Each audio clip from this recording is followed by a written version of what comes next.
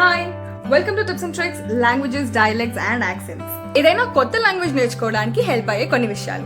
ఏ language నేర్చుకోవాలనుకున్నా 4 విషయాలు గుర్తుపెట్టుకోవాలి. Listening, speaking, reading and writing. Reading and writing is very complex. త్వరగా రావాలి అంటే first listening and speaking help అవేవి. మనం బాగా కనెక్ట్ అయ్యేది అయితే మ్యూజిక్. కొత్త లాంగ్వేజ్ నేర్చుకోవడానికి ఫస్ట్ వాటి పాటలు వినడం మొదలు పెట్టండి. ఉన్న పాటలని వినమని కాదు, ఒకటే పాటని రిపీటెడ్ గా వినండి. ఇన్నిసార్లు విన్న పాటని మీరు ఆటోమేటిక్ గా పాడడం మొదలు పెడతారు. ఇప్పుడు మాట్లాడడం అలవాటు చేసుకోవాలి. ఈ లాంగ్వేజ్ ని మాట్లాడడానికి మనకి హెల్ప్ అయ్యే కొన్ని విషయాలు.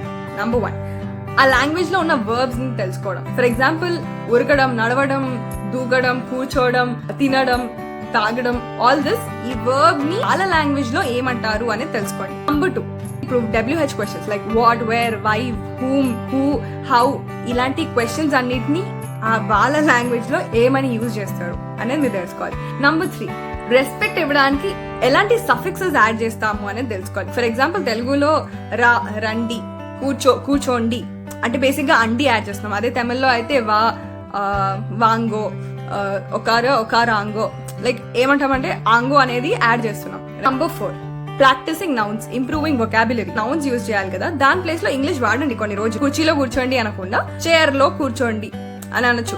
తర్వాత మెల్లమెల్లగా మీ వొకాబులరీని బిల్డ్ చేసుకోండి. రిలేషన్స్ లో ఏమేమి ఉంటాయి, అమ్మ, నాన్న, తాత, చెల్లి ఇలాంటివన్నీ. తర్వాత ఫర్నిచర్ లైక్ బెడ్, చైర్, సోఫానే అంటారు. సో ఆ చైర్ అది ఫర్నిచర్ కి రిలేటెడ్ వర్డ్.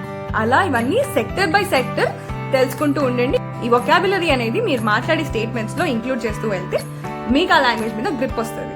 కానీ గుర్తుపెట్టుకోవాల్సింది ఏంటంటే యాక్సెంట్ మటుకు మన మదర్ టంగ్ ఉండకూడదు. ఆ యాక్సెంట్ రాకుండా చూసుకోవడం మీ బాధ్యత.